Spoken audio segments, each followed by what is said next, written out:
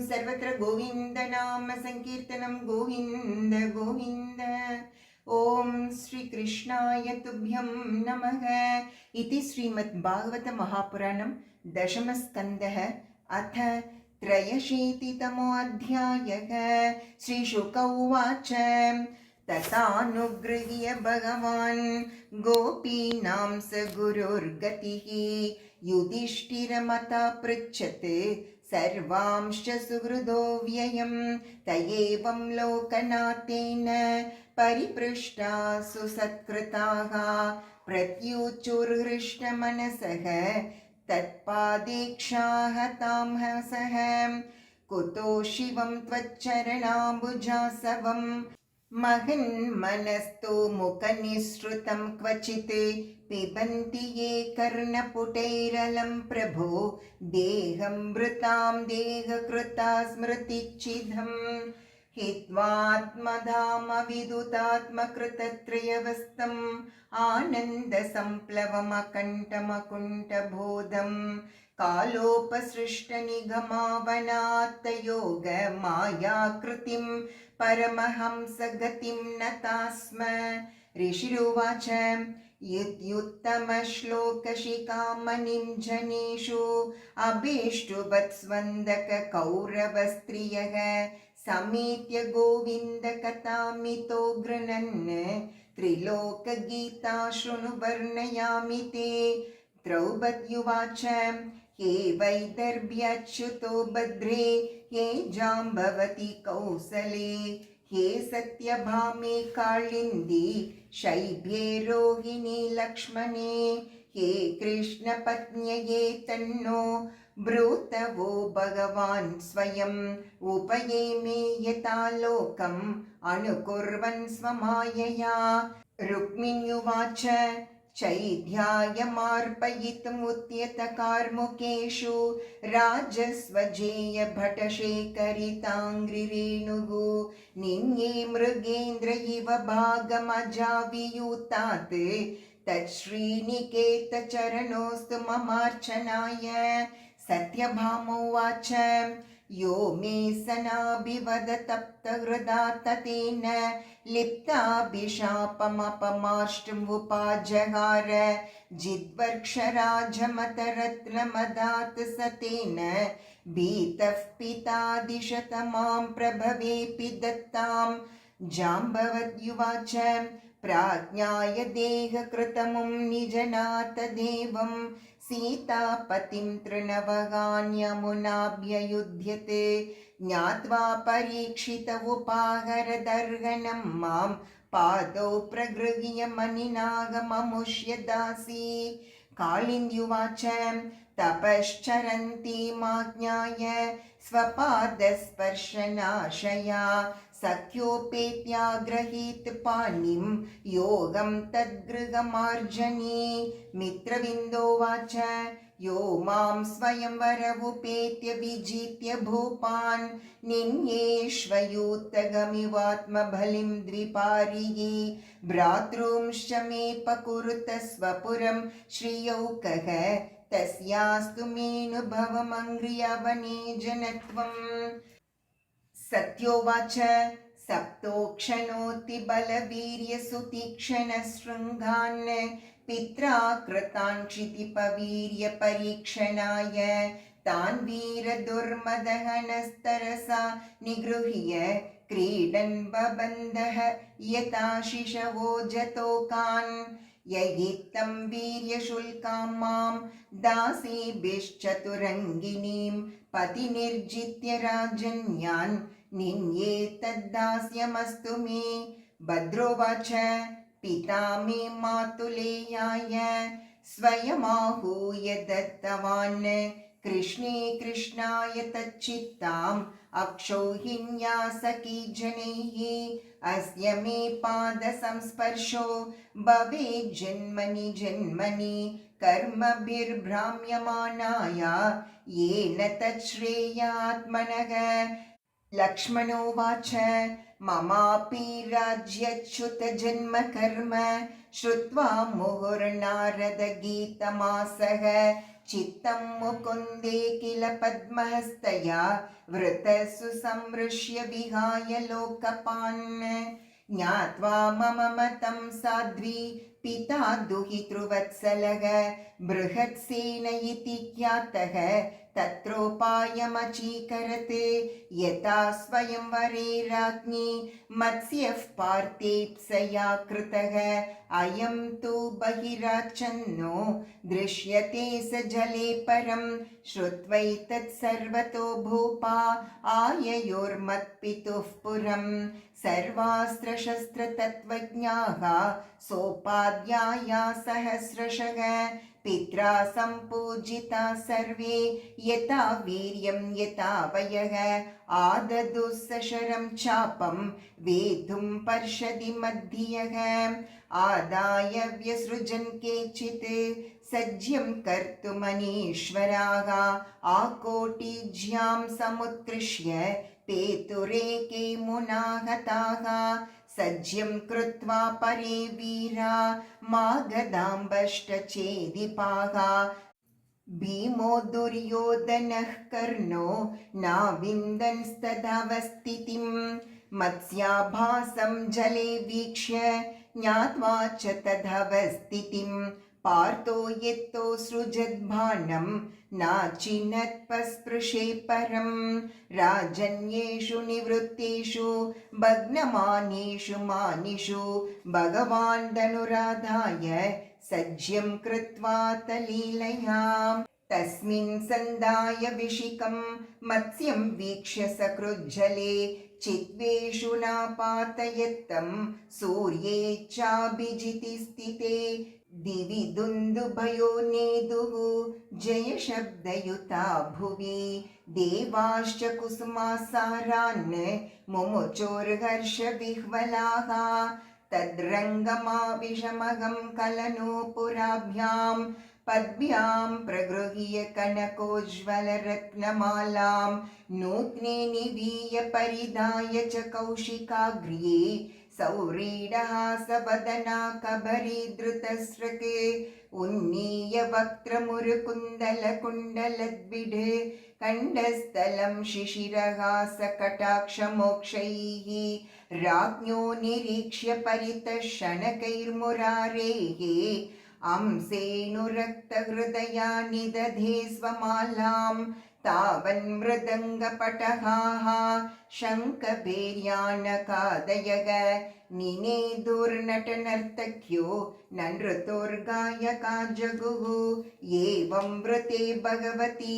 मयेशे नृपयूतपाः न सेहिरेयाज्ञसेनी स्पर्धन्तो हृच्छयातुराः मां तावद्रतमारोप्य हयरत्नचतुष्टयं शार्ङ्गमुद्यम्य सन्नद्धः तस्तावाजो चतुर्भुजः दारुकश्चोदयामास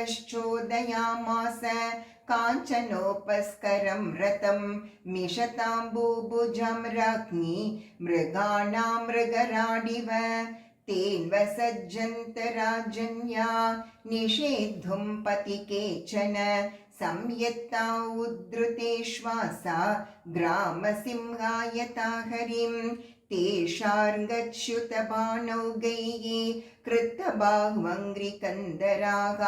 निपेतुः प्रदने केचिद् एके सन्त्यज्य दुद्रुवुः ततः पुरीं यदुपतिरत्यलङ्कृतां रवीच्च तद्वजपटचित्रतोरणां कुशस्थलिं दिवि भुवि चाभिसंस्तुतां समाविशत्तरणिरिव स्वकेतनं पिता मे पूजयामास सुगृसम्बन्धि बान्धवान् महार्घवासोऽलङ्कारैः शय्यासनपरिच्छदैः दासीभिः सर्वसम्पद्भिः भटे भरतवाजिभिः आयुधानि महार्हानि ददौ पूर्णस्य भक्तितः आत्मा रामस्य तस्येमा वयं वै गृहदासिकाः सर्वसङ्गनिवृद्ध्याद्धा तपसा च बभूविम महिष्य ऊचुः भौमं निगत्य सगनं युदितेन रुद्धा ज्ञात्वा तन्नः क्षितिजये जितराजकन्याः निर्मुच्य संसृतिविमोक्षमनुस्मरन्तीः पादाम्बुजं परिनिनायय आप्तकामः न वयं साध्विसाम्राज्यं स्वाराज्यं भौज्यमभ्युत वैराज्यं पारमेष्ट्यं च आनन्त्यं वा हरेः पदं कामयामः एतस्य श्रीमत्पादरजश्रियः कुचकुङ्कुमगन्धाढ्यं मूर्ध्ना वोढुं गदाभृतः व्रजस्त्रियो यद्वाञ्छन्ति पुलिन्द्यस्तृणवीरुदः गावश्चारयतो गोपाः पादस्पर्शं महात्मनः। ॐ इति श्रीमद्भागवते महापुराणे पारमहंस्यां संहितायां दशमस्कन्धे उत्तरार्धे 83तमोऽध्यायः। सर्वत्र गोविन्दनाम संकीर्तनं गोविन्द गोविन्द। ॐ सर्वत्र गोविन्दनाम संकीर्तनं गोविन्द गोविन्द। ॐ श्रीकृष्णाय तुभ्यं नमः। इति श्रीमद्भागवत महापुराणं दशमस्कन्धः अथ 84तमोऽध्यायः। श्रीशुक उवाच श्रुत्वा पृत्तासुबलपुत्र्यतयाज्ञसेनी माधौ यतक्षितिपपत्न्यवुत स्वगोप्यः कृष्णे अखिलात्मनि हरौ प्रणयानुबन्धं सर्वाविसिस्म्युरलमश्रुकलाकुलाक्ष्यः। इति सम्भाषमानासु स्त्रीभिस्त्रीषु नृभिर्नृषु आययुर्मुनयस्तत्र कृष्णरामदिदृक्षया द्वैपायनो नारदश्च च्यवनो देवलोसितः विश्वामित्रशधानन्दो भरद्वाजोत गौतमः रामस्य शिष्यो भगवान् वसिष्ठो गालवो भृगुः पुलस्त्यः कश्यपोत्रिश्च मार्कण्डेयो बृहस्पतिः द्वितस्त्रितश्चैकतश्च ब्रह्मपुत्रास्तताङ्गिराः अगस्त्यो याज्ञवल्क्यश्च वामदेवादयो परे तान् पृष्ट्वा सहसोत्थाय प्रागासीना नृपादयः पाण्डवाः कृष्णरामौ च प्रणेमुर्विश्ववन्दितान् तानानर्चोर्यता सर्वे सह रामोऽच्युतोऽर्चयत् स्वागतासनपात्यार्घ्य माल्यधूपानुलेपनैः उवाच सुखमासीनान् भगवान् धर्मगुप्तनुः सदसस्तस्य महतो यतवाचोऽनुशृण्वतः। श्रीभगवान् उवाच अहो वयं जन्मभृतो लब्धं कार्त्स्न्येन तत्फलं देवानामपि दुष्प्रापं यद्योगेश्वरदर्शनं किं स्वपल्पतपसां नॄणाम् अर्चायां देवचक्षुषां दर्शनस्पर्शनप्रश्न प्रह्वपादार्चनाधिकं न ह्यं मयानि तीर्थानि न देवा मृच्छिलामयाः ते पुनन्द्युर्कालेन दर्शनादेव साधवः नाग्निर्न सूर्यो न च चन्द्रतारका न भूर्जलं कं श्वसनोत वाङ्मनः उपासिता भेदकृतो हरन्त्यगं विपश्चितो घ्नन्ति मुहूर्तसेवया यस्यात्मबुद्धिः कुनपेतृधातुके स्वदेः कलत्रादिषु भौमयुज्यधीः यत्तीर्थबुद्धिः सलिलेन कर्हिचित् जनेष्वभिज्ञेषु स एव गोकरः। श्रीशुक उवाच निशम्येतं भगवतः कृष्णस्याकुण्ठं येधसः वचोद्धुरन्वयं विप्राः तूष्णीमासन् भ्रमद्धियः चिरं विमृश्य मुनय ईश्वरस्येषितव्यतां जनसङ्ग्रहयित्यूचुः स्मयन्तस्तं जगद्गुरुं मुनयवूचुः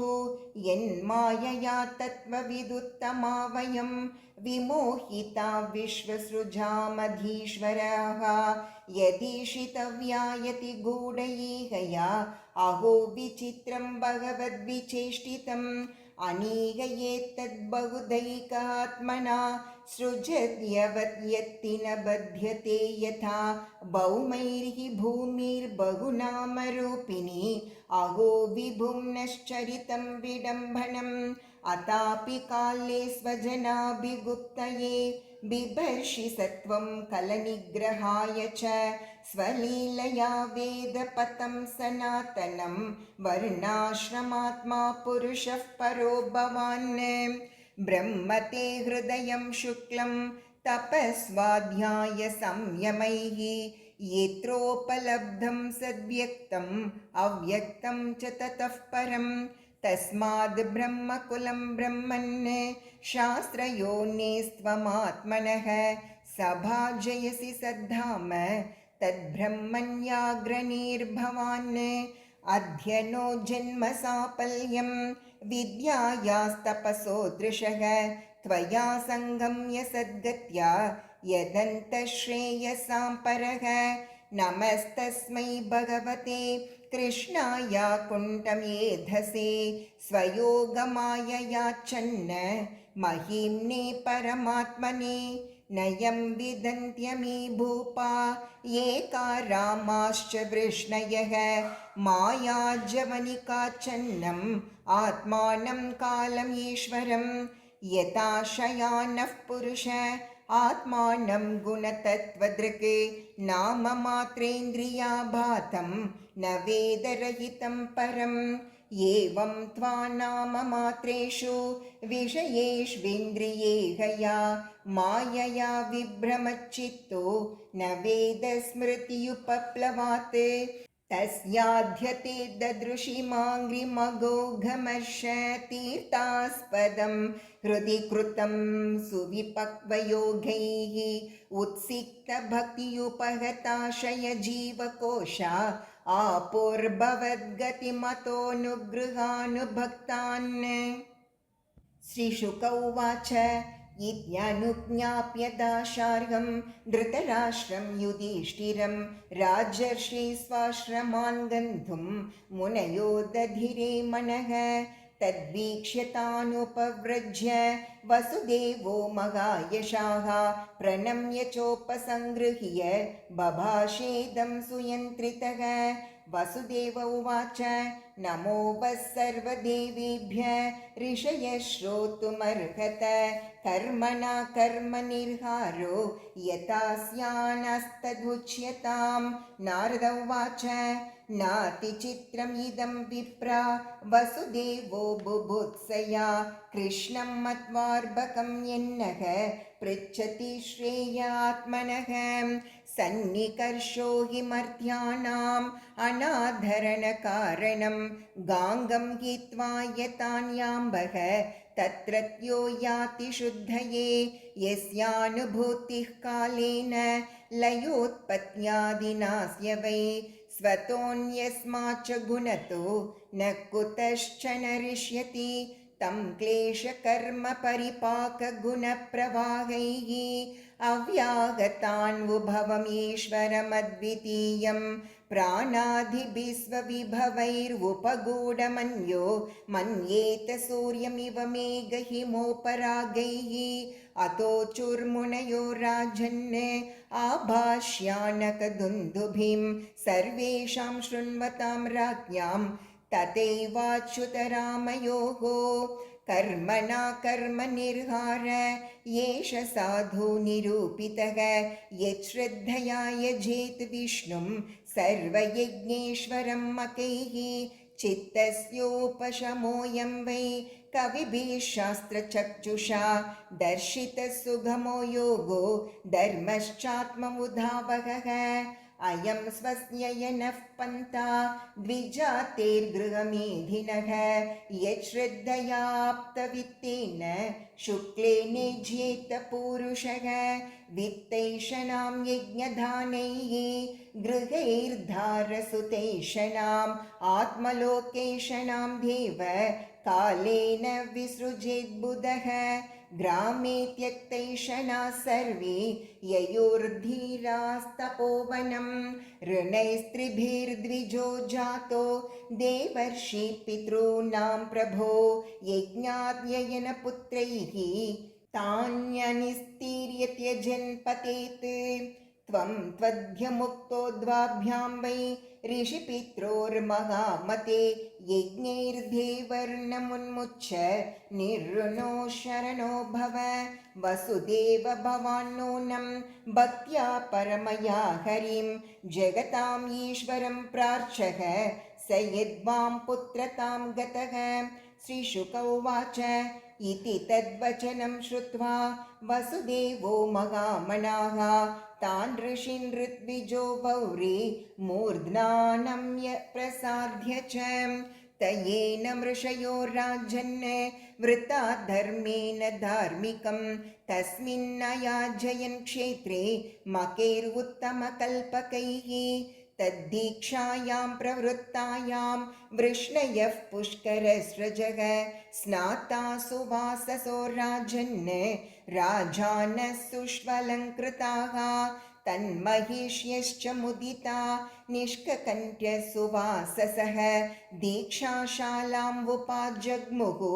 आलिप्ता वस्तुपाणयः नेदोर्मृदङ्गपटः शङ्खभैर्यानकाधयः ननृतोर्नटनर्तक्यः तुष्टुवु सूतमागधाः जगुःसुकण्ठ्यो गन्धर्व्यः सङ्गीतं सह भर्तृकाः तमभ्यषिञ्चन् विधिवद् अक्तमभ्यक्तं ऋत्विजः पत्नीभिरष्टादशभिः सोमराजमिवोढुभिः ताभिर्दुकूलवलयैः हारणोपुरकुण्डलैः स्वलङ्कृताभिर्विबभौ दीक्षितो जिनसंवृतः तस्यर्त्विजो महाराज रत्नकौशेयवाससः ससधस्याविरेजुस्ते यथा वृत्रहनोध्वरे तथा रामश्च कृष्णश्च स्वै स्वैर्बन्धुभिरन्वितौ रेजतु स्वसुतैर्धारैः जीवेशौ स्वविभूतिभिः ईजेनुयज्ञं विधिना अग्निहोत्रादिलक्षणैः प्राकृतैर्वैकृतैर्यज्ञैः द्रव्यज्ञानक्रियेश्वरम् अतर्त्विग्भ्यो आददात् काले यतां नातं स दक्षिणाः स्वलङ्कृतेभ्यो अलङ्कृत्य गोभोगन्या महाधनाः पत्नी संयाजावप्रत्यैः चरित्वा ते महर्षयः सस्नूरामहृदे विप्रा यजमानः पुरःसराः स्नातो अलङ्कारवासांसि वन्दिभ्यो तथा स्त्रियः ततः स्वलङ्कृतो वर्णान् आश्वभ्योऽन्येन पूजयत् बन्धून् सदारान् ससुतान् पारिभर्येण भूयसा विदर्भकोसलकुरून् काशिकेकयसृञ्जयान् सदस्य ऋत्विक्सुरगणान् नृभूतपितृचारणान् श्रीनिकेतमनुज्ञाप्य शंसन्तः प्रययुः क्रतुम् धृतराष्ट्रानुजः पार्था भीष्मो द्रोणः पृथायमो नारदो भगवान् व्यासः सुहृत्सम्बन्धि बान्धवाः बन्धून् परिष्वज्य यधून् सौहृदात् क्लिन्नचेतसः ययुर्विरहकृच्छ्रेण स्वदेशांश्चापरे जनाः नन्दस्तु सह गोपालैः बृहत्या पूजयार्चितः कृष्णरामोग्रसेनाध्यैः न्यवात्सीद् बन्धुवत्सलः वसुदेवो अञ्जसोत्तीर्य मनोरथमहार्णवं सुहृद्वृतः प्रीतमना नन्दमाहकरे स्पृशन् वसुदेव उवाच भ्रातर्यीश कृतः पाशो नृणां यस्नेहसंगितः तं दुस्त्यजमहं मन्ये शूराणामपि योगिनाम् अस्मास्वप्रतिकल्पेयं यत्कृताज्ञेषु सत्तमैः मैत्र्यर्पिता पलावापि न निवर्तेत कर्हिचित् प्रागकल्पा च कुशलं प्रातर्वो नाचरामहि अधुना श्रीमदान्धाक्षा न पश्यामः पुरःसदः मा राज्य श्रीभूतपुंसः श्रेयस्कामस्य मानध स्वजनानुत बन्धून् वा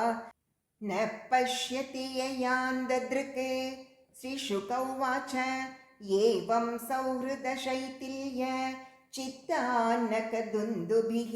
रुरोद तत्कृतां मैत्रीं स्मरन्नश्रुविलोचनः नन्दस्तु सख्युः प्रियकृते प्रेम्णा गोविन्दरामयोः अद्यश्व इति मासान् स्त्रीन् यदुभिर्मानितो वसते ततः कामैः पूर्यमानः सौरज्यः सह बान्धवः पराज्ञाभरणक्षौम नानानर्घ्यपरिच्छदैः वसुदेवोग्रसेनाभ्यां कृष्णोद्धवबलादिभिः दत्तमाधाय पारिबर्हं यापितो यदुभिर्ययो नन्दो गोपाश्च गोप्यश्च गोविन्दचरणाम्बुजे मनः क्षिप्तं पुनर्हर्तुम् अनीशामतुरां ययुः बन्धुषु प्रतियातेषु वृष्णयः कृष्णदेवताः वीक्ष्य प्रावृषमासन्नां ययुर्द्वारवतीं पुनः जनेभ्यः कथयाञ्चक्रुः यदुदेवमहोत्सवं यदासीत् तीर्थयात्रायां सुहृत्सन्दर्शनादिकम् ॐ इति श्रीमद्भागवते महापुराणे पारमहंस्यां संहितायां दशमस्कन्धे उत्तरार्धे तीर्थयात्रानुवर्णनं नाम 84तमोऽध्यायः। सर्वत्र गोविन्दनाम संकीर्तनं गोविन्द गोविन्द। ॐ सर्वत्र गोविन्दनाम संकीर्तनं गोविन्द गोविन्द। ॐ श्रीकृष्णाय तुभ्यं नमः इति श्रीमद्भागवत महापुराणं दशमस्कन्धः अथ 85तमोऽध्यायः। श्रीबादरायणिरुवाच अतैकदात्मजौ प्राप्तौ कृतपादाभिवन्दनौ वसुदेवोऽभिनन्द्याः प्रीत्या सङ्कर्षणाच्युतौ मुनीनां स वचः श्रुत्वा पुत्रयोर्धामसूचकं तद्वीर्यैर्जातविश्रम्भः परिभाष्याभ्यभाषत। कृष्ण कृष्ण महायोगिन् सङ्कर्षण सनातन जाने वामस्य यत् साक्षात् प्रधानपुरुषौ परो यत्र येन यतो यस्य यस्मै यद्यद्यथा यथा स्यादिदं भगवान् साक्षात् प्रधानपुरुषेश्वरः एतन्नानाविदं विश्वम् आत्मसृष्टमधोक्षज आत्मनानुप्रविश्यात्मन् प्राणो जीवो बिभर्ष्यजः प्राणादीनां विश्वसृजां शक्तयो याः परस्यताः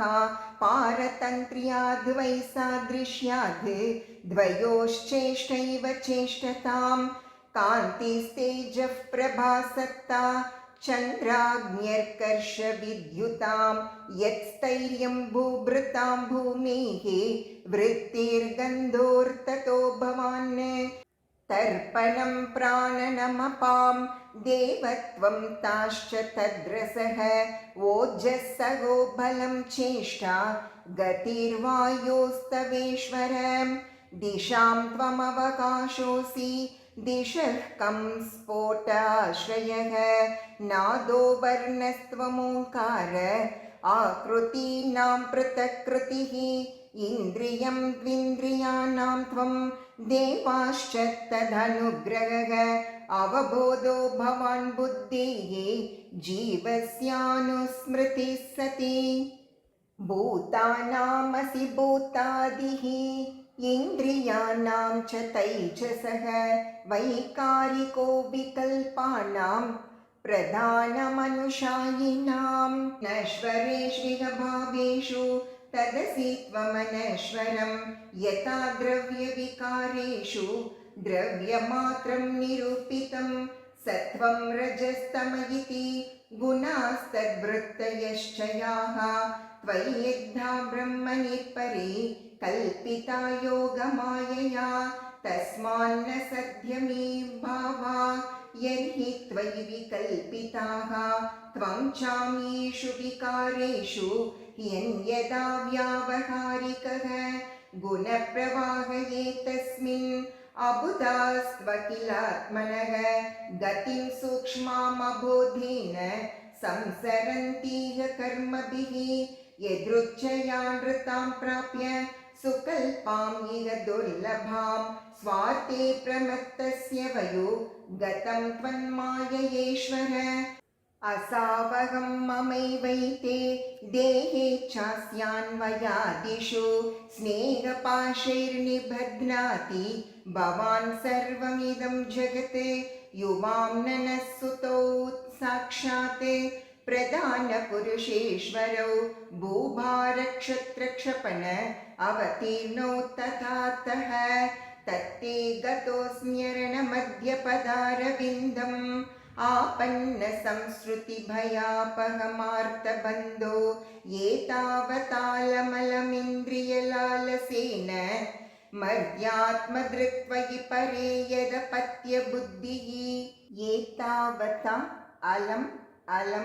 इन्द्रियलालसेन सूतिगृहेणनु जगाद भवानजोनौ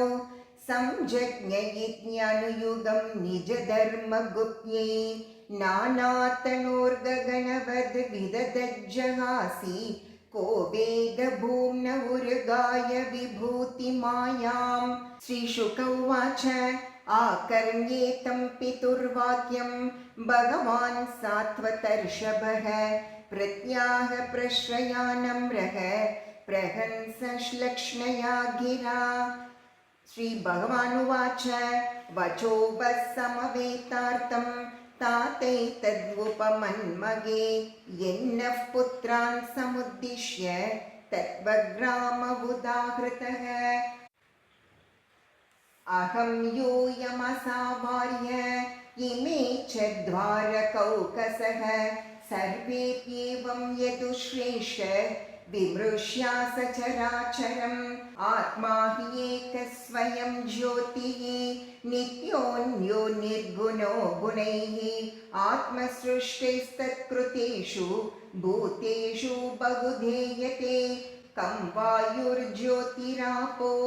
भूस्तत्कृतेषु यथाशयम् आविस्तिरोऽल्पभूर्येको नानात्वं यात्यसावपि श्रीशुक उवाच एवं भगवता राजन् वसुदेव उदाहृतं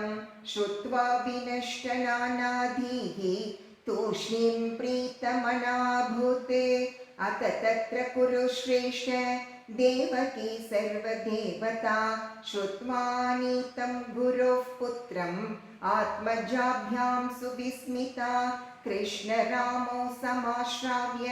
पुत्रान् कंसविहिंसितान् स्मरन्ती कृपणं प्राह वैक्लव्यादश्रुलोचनाम् देवक्युवाच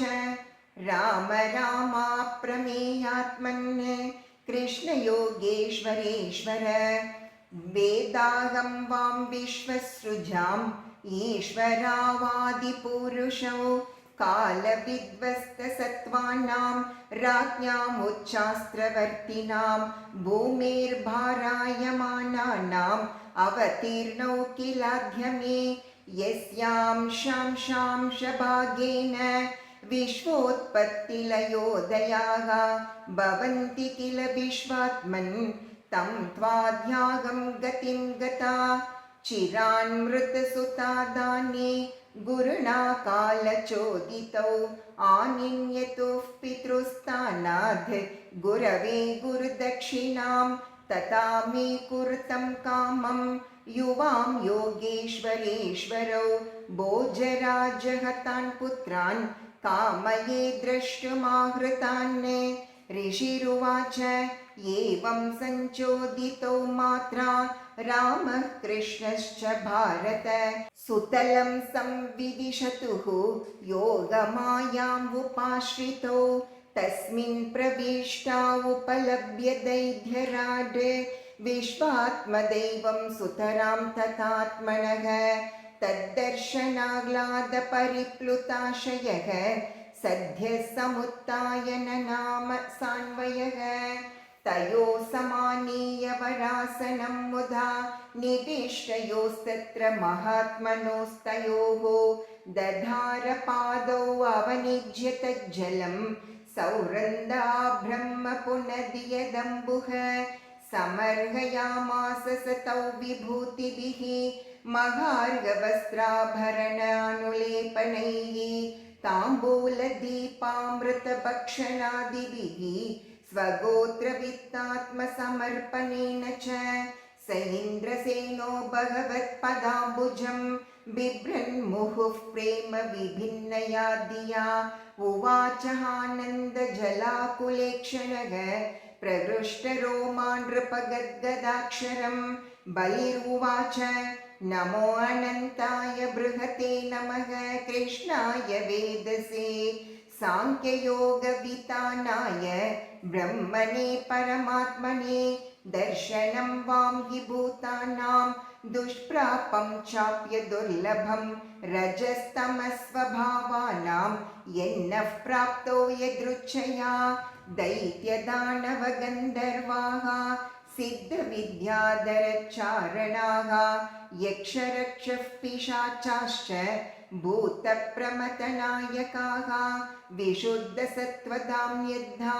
त्वयि शास्त्रशरीरिणि नित्यं निबद्धवैरास्ते